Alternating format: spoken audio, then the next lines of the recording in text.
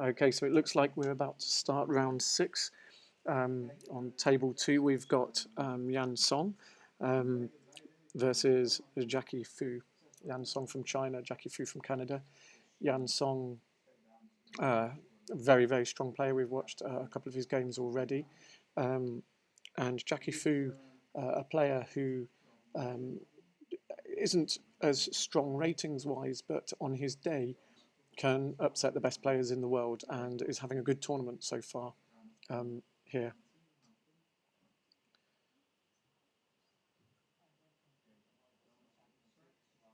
And so we'll just see the first few moves. Jacky-Fu has a few good openings that he knows exceptionally well.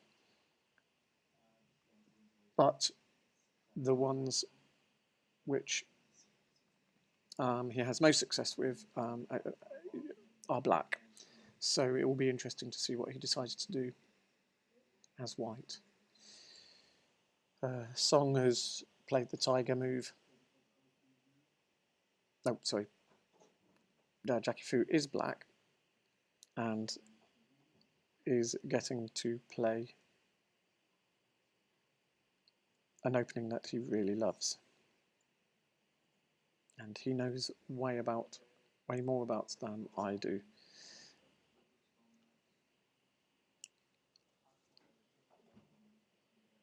So we might see Jacky-Fu playing quite quickly for the first half a game here. He has prepared lines against lots of variants of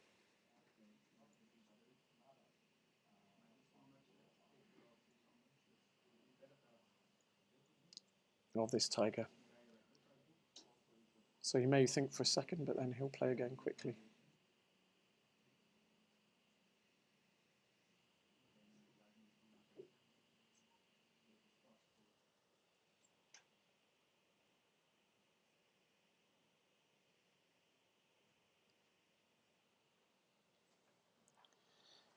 So Yan-SONG is stopping to have a think. Still probably knows this position, but he may well be aware of Jacky's success with this opening and may have prepared specifically against him. I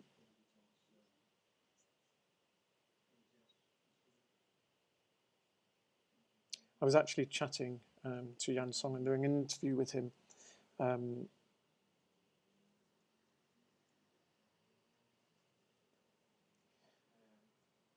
between after round 5, and I mentioned in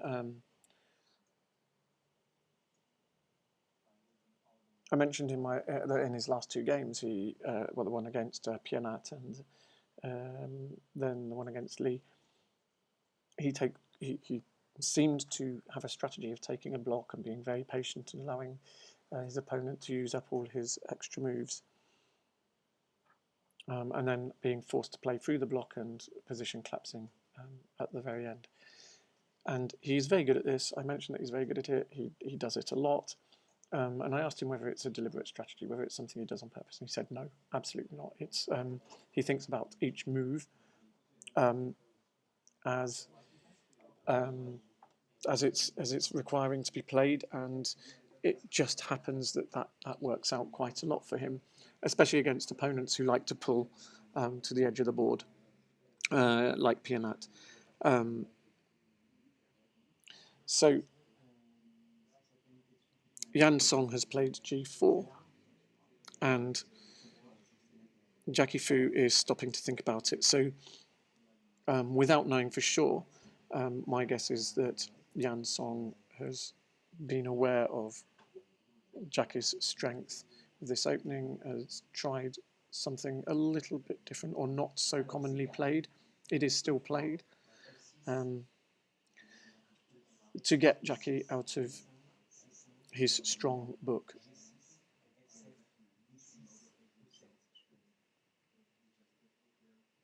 Which is probably a good plan. So he's saying, I think I'm stronger over the course of the game. The sooner we're both out of book, the better. So long as it's not a catastrophic opening, I I think that over the game I have the confidence in myself to win.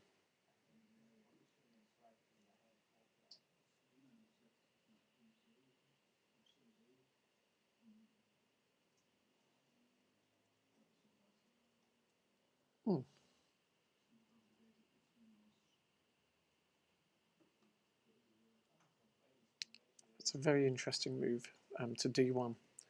On the face of it, it doesn't look like a good move at all. It's taking discs on the outside of the played discs. It's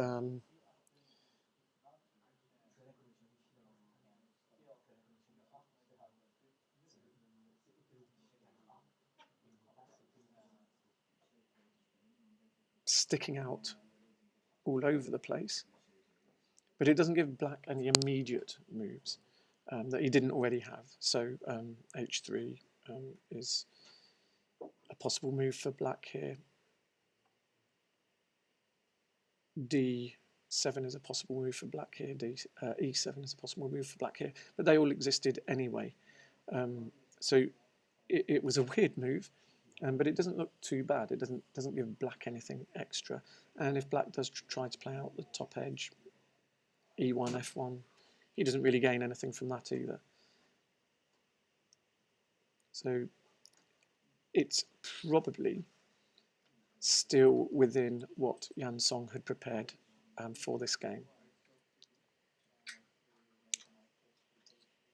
because he didn't take too long in playing that move, and it seems like a pretty decent move, but it doesn't seem very intuitive, so it was probably planned in advance.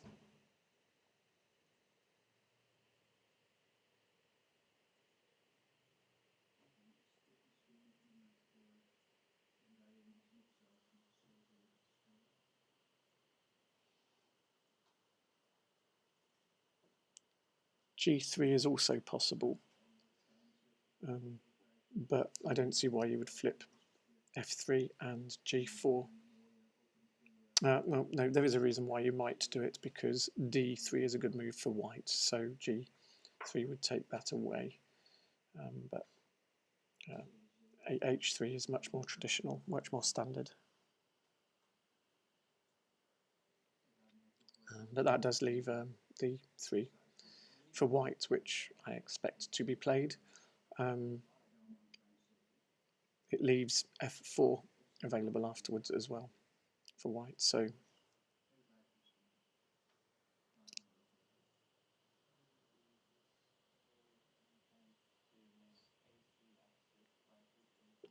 a very interesting opening. On the face of it, very, very superficially, I might think that black is winning because white is starting to get pulled towards the edge, but black's got this ugly c3 disc, which is getting in the way of other good moves. And white still has f4, so despite on the face of it, first glance, black, but when you actually start looking at the moves, you start to think maybe white is actually in the better position here. Expect f4 now is consistent with the strategy of leaving holes and then filling the holes in as quiet moves. I mean, it's a perfectly quiet move. The c3 disc is still there.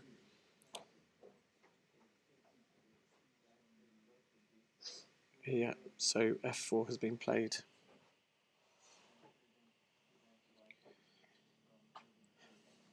So black is pulling down to the board towards the bottom right corner, but he really wants white to take the c3 disc. So he's asking himself the question, like, how can he play out the right-hand side in such a way that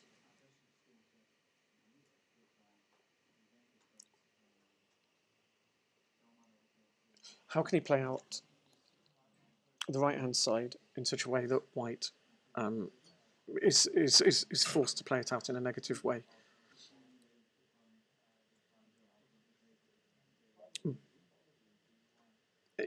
And if you ask yourself the question, if it's White's turn now, either he takes a c3 disc, which he doesn't really want to do because he's got a huge block. But we know that Yan-Song's quite good at playing out of blocks and at being patient as someone else tries to pull him towards a corner and then getting them to play through and their position collapsing. But he doesn't really want to take that c3 disc now. So the question is how he plays out the right-hand side.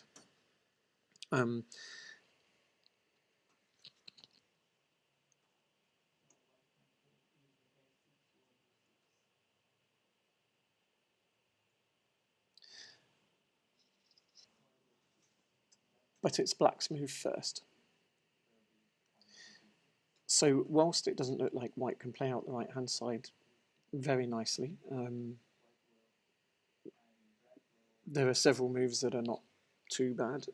E8, White might want to do H6, H4 are all possibilities. So White could be playing out that black White side, but none of them look really that good. But Black's got to be asking himself the question, because it's Black's move, obviously.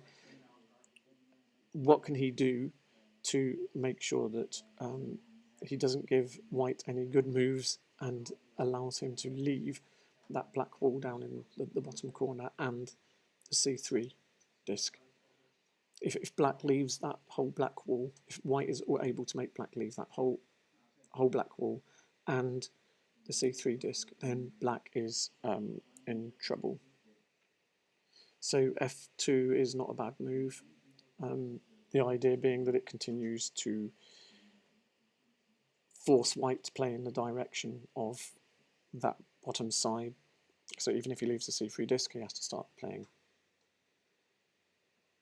He can't leave that black wall there.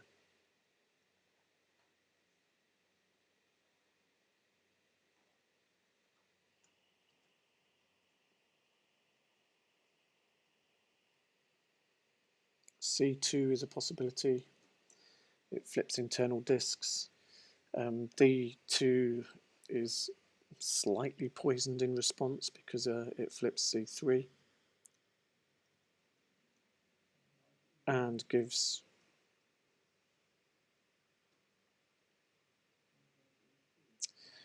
B5 is also a possibility.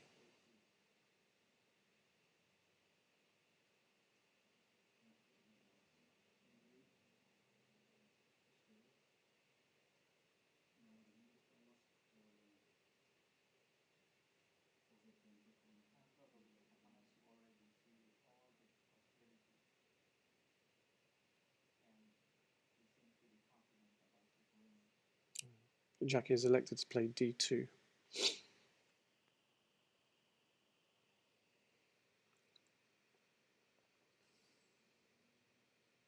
Which is an interesting choice because it gives White F2 and G3. It doesn't look like a particularly bad move because the two discs that are flipped are fairly internal, but they both give a White move. And so Yan-Song has taken probably the better one of the two.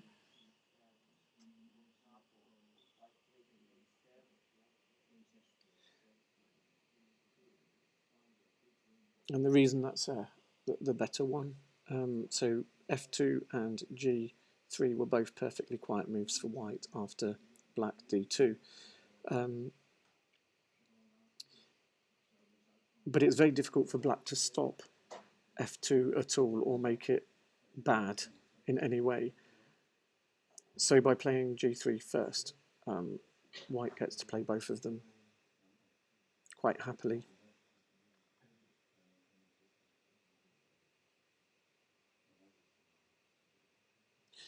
But the reason that Black did play D2 is because C2 becomes a good quiet move for him.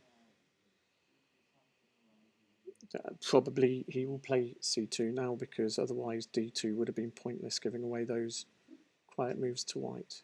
Oh, okay. He's played E1.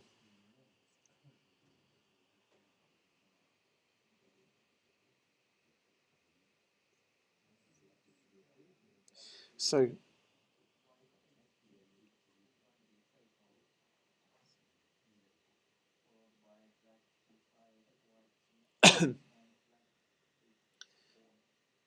Yan will be wondering, Jacky-SONG will be wondering whether he should take that top edge, because black is under a lot of pressure elsewhere. It looks like a good move, but another alternative is c1, offering black the edge. And again, as I said in previous games, it gets to the point where you have to start thinking about how you want the game to play out and whether the position is going to allow it to play out in that way. And the choice of whether to take f1 or c1 in this position is very much a declaration of how you expect the game to play out. Because it's Jacky-SONG, I will probably expect him to play c1 rather than f1. But given my interview with him just now, maybe this is the chance for him to show me that actually he's willing to go for the kill sometimes.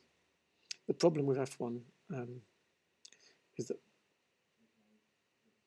it's not really a problem, but f2 is available for black. It doesn't flip g3, so h4 becomes available, but would white... Okay, so as I said, because it's Jacky-SONG, I expect him to play c1, and he has. And now black has to make the decision about whether to take the edge or not. Because the rest of the board isn't looking that good for him, it may be the best of a bad bunch.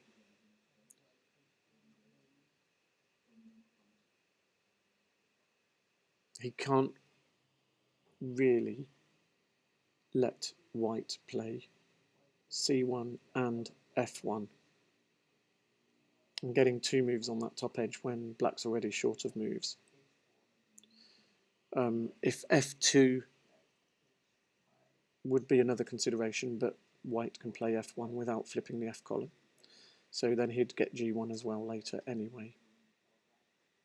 Although in the meantime black would be able to play to h4, so it would go f2, f1, f4, and then white has g1 when he wants it. And if he took it now, then c2 could be met with b1 at some point, and black has to find a way of playing on the lower left quadrant of the board, and none of the moves over there look that comfortable for him. So black's big problem at the moment is that it's looking like he's going to have to play on the left-hand side of the board before c3 gets flipped. If this is the case, he may wish to consider actually taking that top edge just to gain the tempo. c2, okay, so he's played f2.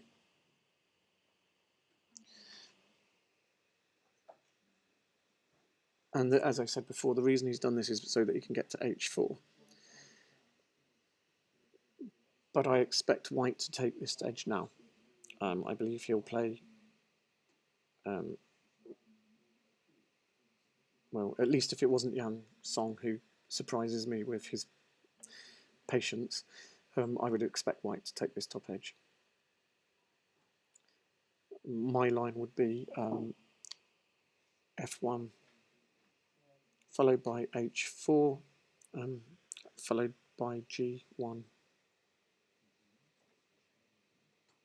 And then black having to play over on the left-hand side of the board, and without any very decent moves looking for him, possibly c7, d7, c8 would be an okay way of playing that out.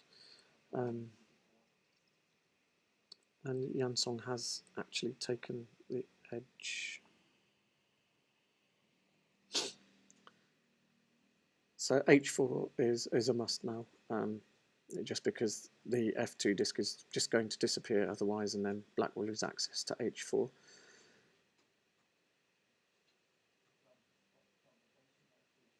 But this is looking very good for white.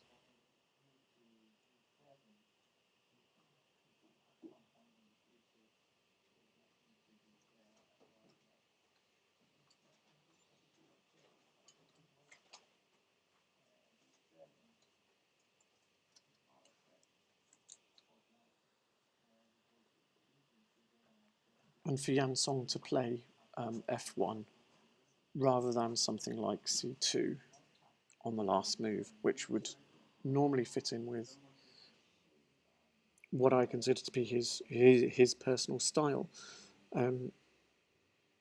shows that he must have a strong confidence that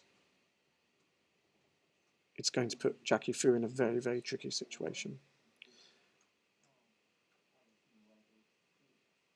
And in this case, I would agree with him. So I say, as I said before, I think black will play h4 because he hasn't got much choice. He will lose the move if he doesn't. White can play g1 if he wants to. He's going to play there sooner or later. Black would play c2. White hasn't got immediate access to b1, but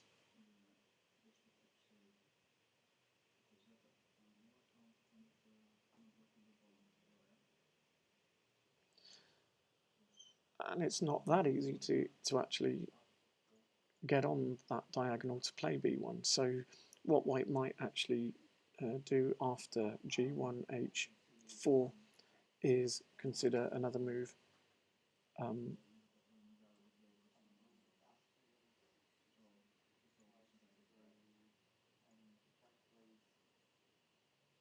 Sorry, after h4 g1 instead of doing g1. Black might play, should play h4 now, and if white doesn't want that line to happen where he doesn't have access to b1, then he doesn't play g1, he does something else instead. So black has indeed played h4.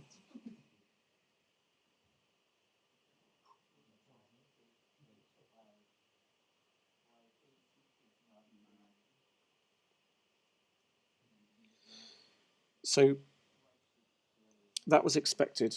Now, as I was saying, one of white's moves would be g1. It does allow c2 to happen, and white doesn't yet have access on the diagonal to take b1. And it's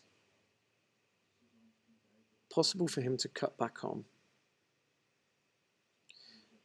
but he has to ask what he's giving black in return.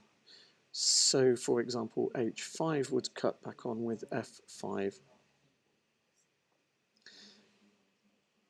And if black takes the right-hand edge, then white can go to b1 quite happily, and black will have to eat up those discs on the left-hand side. So black may wish to then stop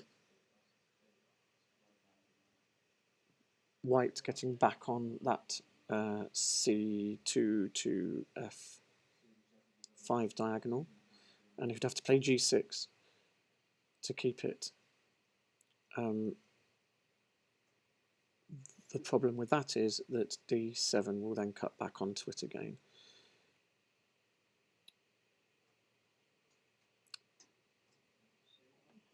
But Yan-Song has played c2. The obvious reason behind that is that it was the move that is slightly worrying if black plays it.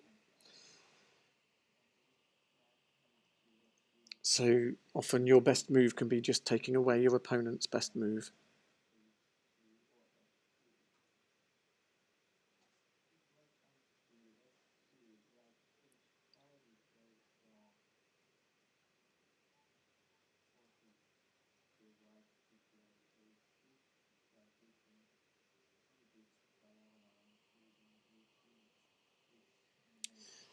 Don't expect white to take g1 now because c6 is a nice quiet move for black.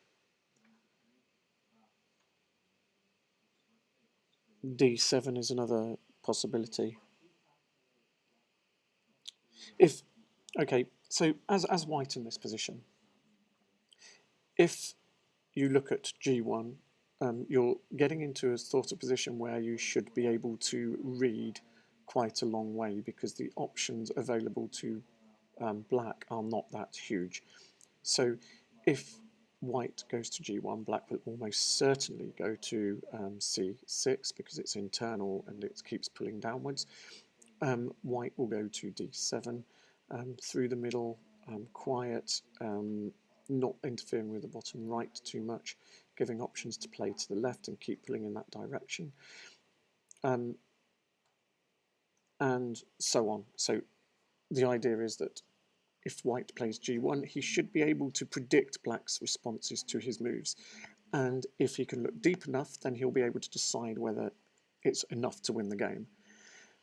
Will he be able to pull black completely over and have him make sacrifices he doesn't want to make? White would also have eventually g2 available, so even if black was pulled right into the top corner and made a sacrifice against the top edge, then white can say, okay, well, I'll take the a1 corner, you take the wedge, and then I will sacrifice in g2 myself. There'll be 2 spaces there. White will get the last move, and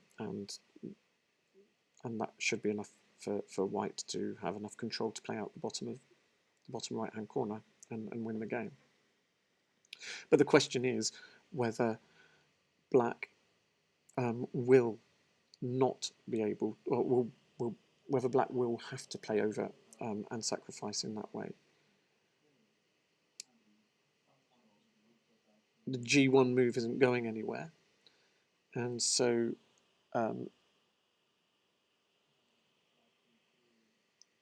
d7 is another reasonable alternative. I think that c8 here is,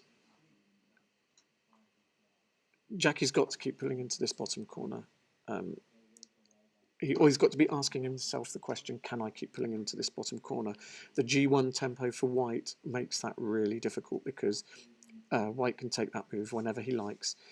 Black will have to play another move. So, for example, if black plays c8 now, which is quite natural, and his hand's hovering over it and he's playing it, white could choose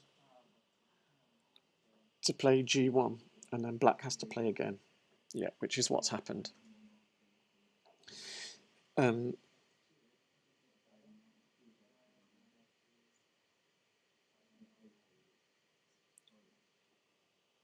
So essentially, the longer lines that I was talking about before, with g1 coming first, Jacky-SONG has played out a pair on the bottom edge before doing that. There's subtle differences in the game as a result of it, but the essence is still the same. So Jacky-Fu plays c6,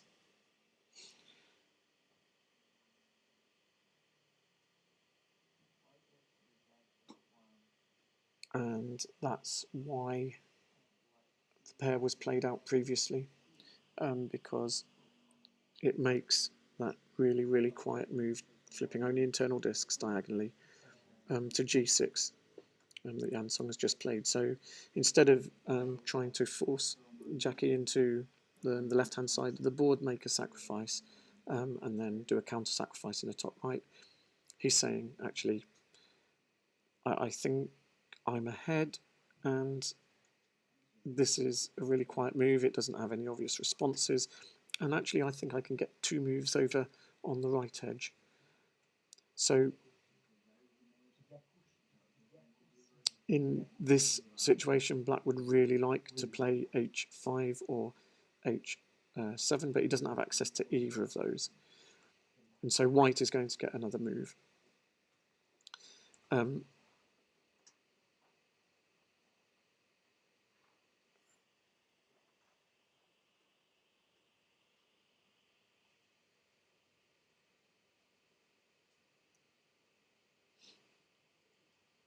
So it continues to look tricky for black.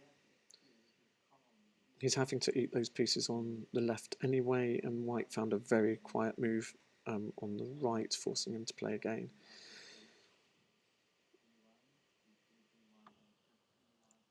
This is the type of position, because, as I said before, black doesn't have many choices of moves, that you really can start thinking, what's going to happen at the end of the game? If, for example, white chooses to play h6, black will almost certainly play h5, otherwise white gets another 2 moves to black's 1 on that edge. And if he does, white can opt to take the edge. Now, he will have taken 2 edges pointing into the corner. Black does have the sacrifice in the top right, but you're only talking about 2, possibly 3, even vaguely reasonable moves for black at that point. So you can start looking at them. So for example, as I said, if it goes h6, h5, and then white takes the right edge with h2, black can go to b2. But because there's only a few moves available, that's one of them, probably the one that I would play at that point from looking at it in this position as it stands. You can still see the lines that might come out of it afterwards. b3 would be the immediate response. But the question is, if Song chooses to go down that route, is he actually going to be able to run black out of moves? Because he doesn't want to have that 5-on-4 edge at the top. And by 5-on-4, I mean the 1 row having 5 discs pointing out into one corner, the 2 row having 4 discs as a solid block. It's okay to sacrifice against that, because if black ever plays b2, then white, let's see what happens. a6 has just been played.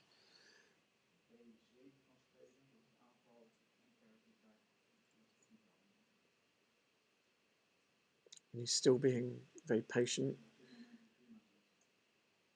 Black doesn't really want to flip the g6 disc now, because b6 is really, really quiet for white, so he's going to try and leave that there. So at some point he's going to be sacrificing the b2 corner. He may look to play a3 and then a4 or a5 for white afterwards as a pair, if there's advantages to doing so. He may be looking at a5, but then it looks like white just takes that back at a4 immediately, doesn't flip diagonally. That's looking pretty strong for white. b3 is slightly more interesting because the whole of the 3 row is black. So it's not obvious what white's best move would be in that situation. But then at the same time, he's still got likely 2 moves to 1 against, so 2 white moves to 1 black move on the right edge, if he chooses to do so.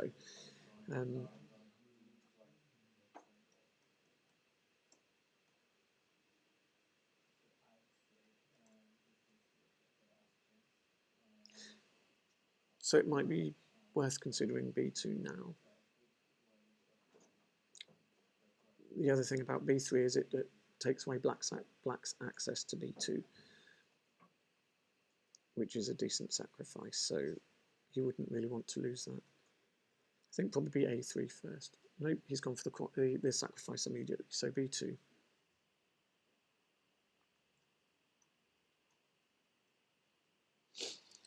Immediate response would be b3, and Yan-Song is wise enough to check it first, but it will almost certainly be played.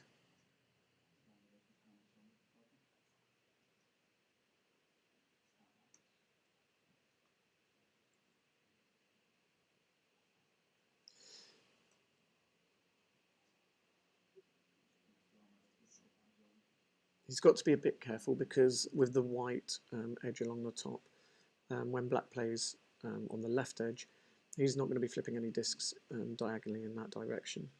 But if he's careful, Yan-Song should be able to navigate through that relatively well.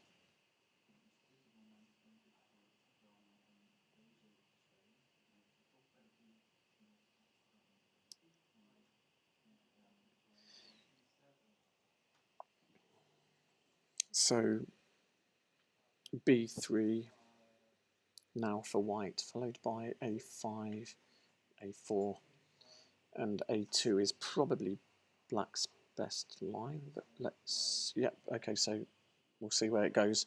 b3 has been played by Jacky-SOng and Jacky-Fu.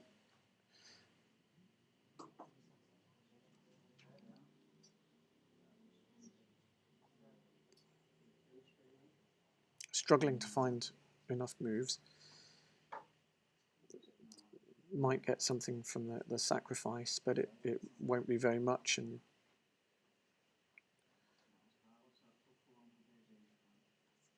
it looks difficult for black to leave the g6 disc as well, so that might disappear at some point. But as I said, a5, a4, a2.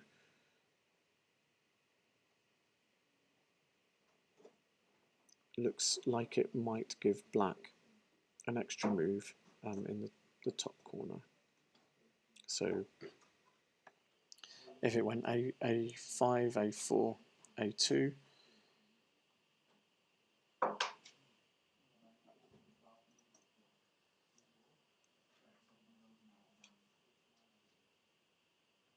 it would leave a 3 region in the top left corner, which white could either play out immediately because it's a 3 region, or he could leave it, but then black would get an extra move in there.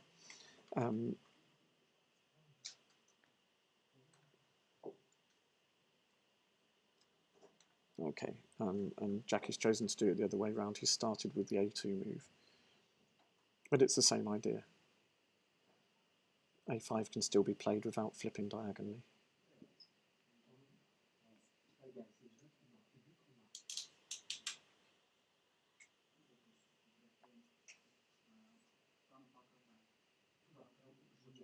There might be an advantage to this, that in that if white now plays a4,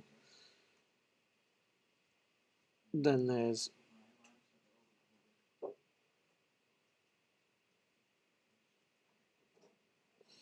a wedge. Don't see really any advantage to actually taking that wedge on the left hand side at a5.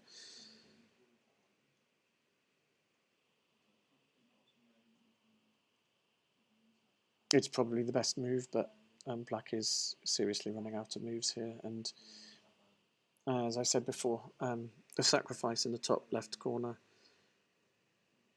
In fact, we said it right at the beginning when we were talking about whether white should take that top edge or not. The question was going to be, could he force black to play into that top left-hand corner, make the sacrifice, white take the corner, give black the b1 wedge, allow black to take the whole of the top edge, but white to make a counter-sacrifice at g2. The reason I was surprised at g6 is because it makes the sacrifice at g2. It helped keep forcing the play to the left, but it also meant that any sacrifice that white makes at g2 at the moment flips the g column as well, so it may not have been the best move to play g6 when he did. But anyway, a4 has been played. a5 seems like the natural response.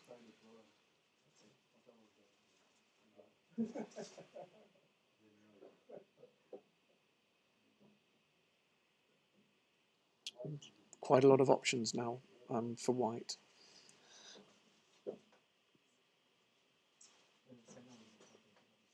But without making it into a complicated endgame, probably a3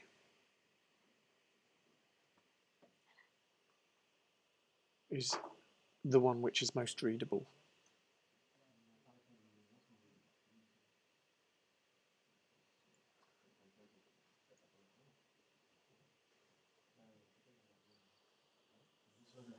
But h6,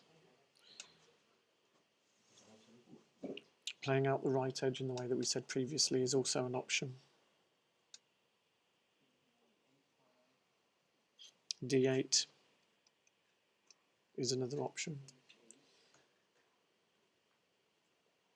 which would go d8, and then e8, and then white would have to choose what to do again. Probably f8 followed by f6. Sorry, f8 followed by g8 followed by f6. 7, sorry.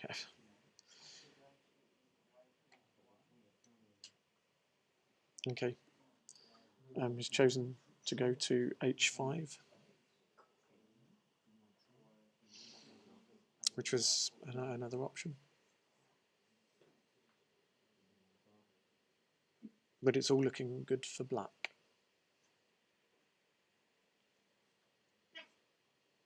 So now if black does take that edge,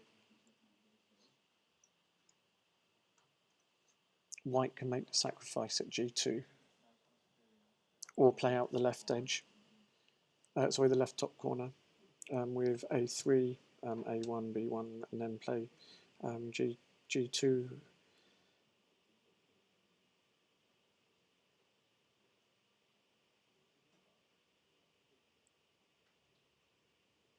Running black completely out of moves, and black would need to unwedge on the left hand side as well.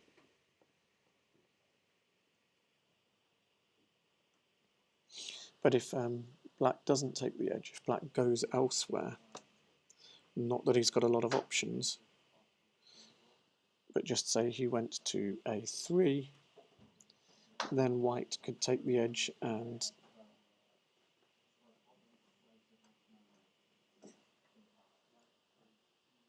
okay, so Jacky-Fu has chosen to go to a3.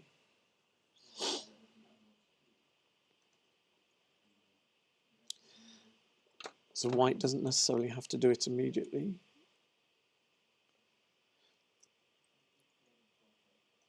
Probably it's just safe enough just to play f7 at the moment. Just black doesn't have any good moves, and white keeps. The danger is sometimes you can be ahead on the board, you know you're ahead, and you can potter around doing what would normally be good moves, but not looking at the strategy through to the end. I don't expect Jacky-SONG to actually do this, but if you are in a position where you can read a long way ahead because your opponent doesn't have any moves, it's worth putting in the extra time and the extra effort to try and find the line that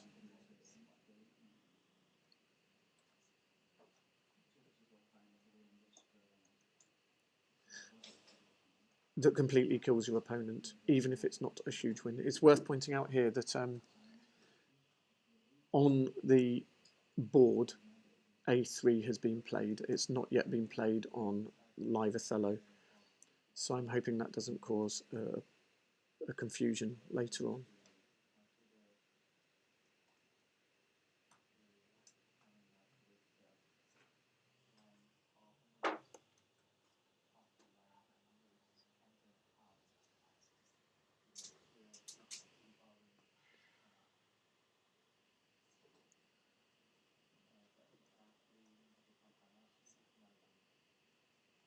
Yeah, so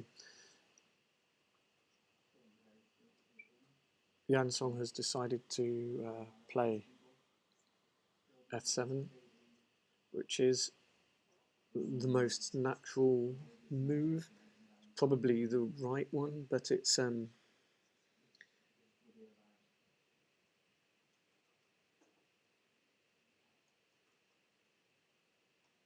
it still seems to be playing the middle game rather than the end game. Whereas, as I said, if you can force your opponent to play the end game in your way earlier, then it's worth doing. Okay, and Jacky-Fu has responded by taking the table shape on the bottom edge.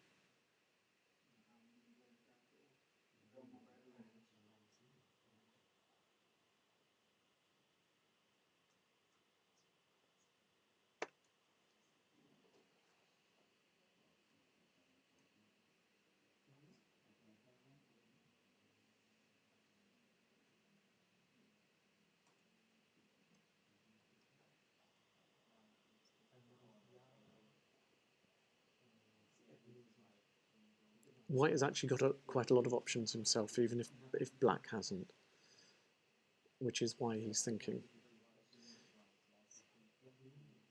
H2 is an option. A1 is an option. B7 is an option. And they all seem pretty good. But it seems a lot less, they all seem like they're winning lines, but they seem a lot less clear than forcing.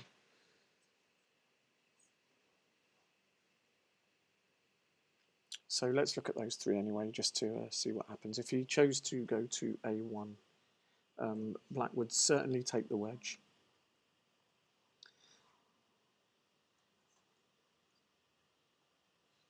And then there's the 3 in the top corner.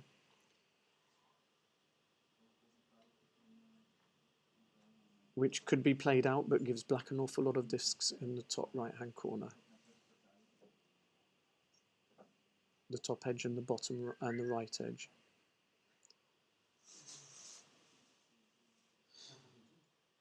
That would be scary. Another option is taking H2 now.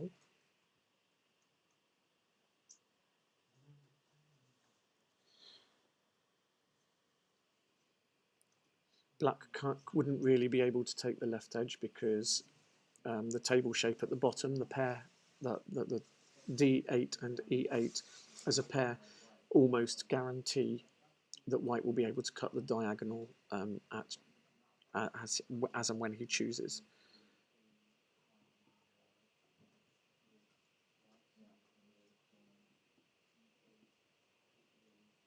So if white did play H2, black would probably go to H7.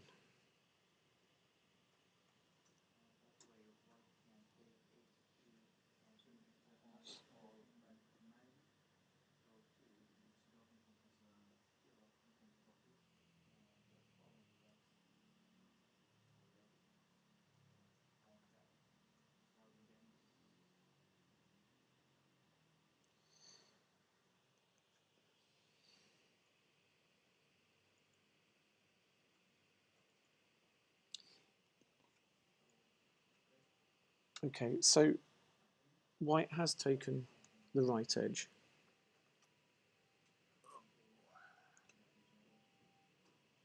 Black's only options here really are, just by process of elimination, A7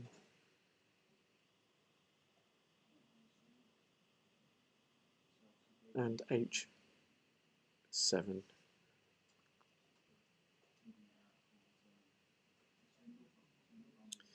If he takes H7,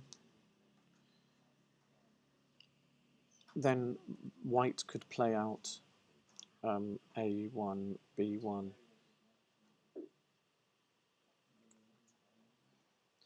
And once he does this, and he can do this at leisure because a white move to A1 doesn't flip diagonally, so it almost forces black to take B1. Maybe not immediately in this case because white can't get in there either, but there's nothing stopping white getting in there when he wants to. So after B1, after A1, white A1, black B1, white gets to play down in G7, taking that whole diagonal and not making it easy for white, for black to take the discs without giving something back at the bottom corner and a whole mass of pieces down there. So that's the problem with one of the two available moves, which was H7.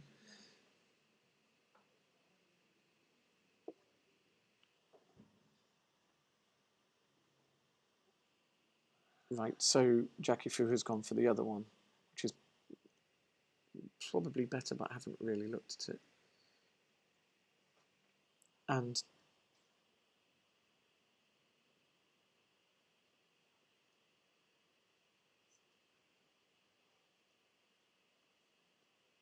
So white can cut as he needs to get into the A1 corner just by playing out the table pair at the bottom, which would flip D4 and F6.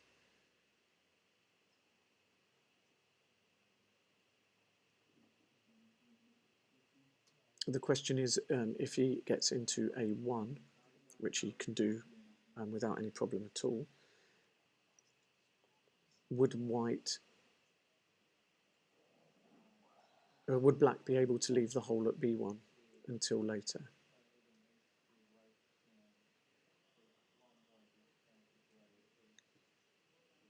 Okay, so white has chosen to play out the table pair now. Possibly with the intention so he's flipped E5 now. So D8 is almost a given for black now. You can't let white go in there as well, and just too many moves. But assuming that black takes D8, then white's plan is probably to play G7 immediately. It's an odd region, and if it gets played out, then black will get the corner, white will get the bottom wedge, white will play one of H6 and H7, black will play the other one. White will play the other one, and then black will get into H1. Black will play G2, white has no option but to play B1, and then white can play A1, A8, and then the bottom three with the last move. It's got to be slightly careful because the B column won't yield much at all if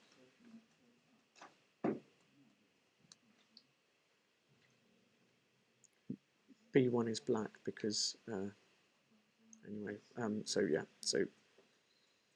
D8 has been filled in.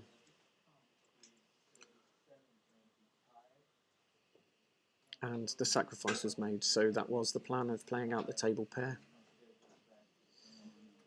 So I expect now the bottom right-hand corner to get played out, white to get the last move in the region, black to get the H1 corner, white to get the G2 last move in that region, black to play B1.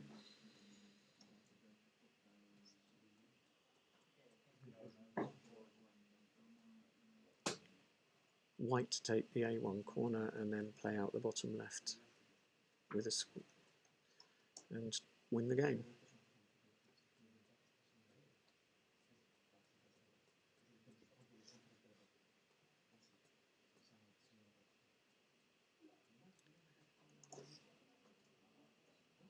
And the only thing that I can see going wrong, but I don't think it will, is that black H7 now, white H6 doesn't leave white any pieces on the 7 row. It's not going to end up with many pieces on the B column, but it shouldn't be too damaging. He's got access to everywhere that he needs to have access. He's got the last move in every region. He's got 3 of the last 4 moves in the bottom left.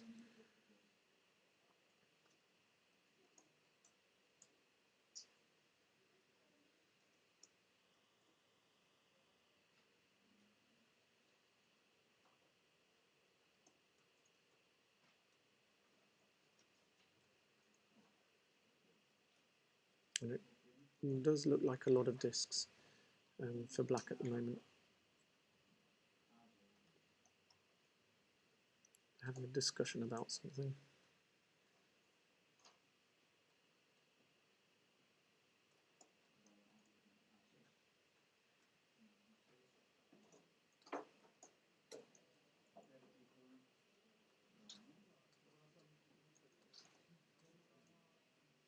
But all those black discs turning white, and last move in the region sealing the deal for Jacky-SONG win.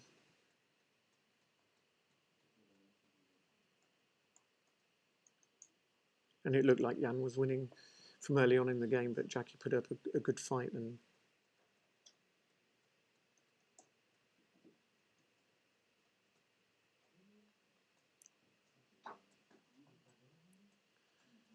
(39-25) to Yan-Song.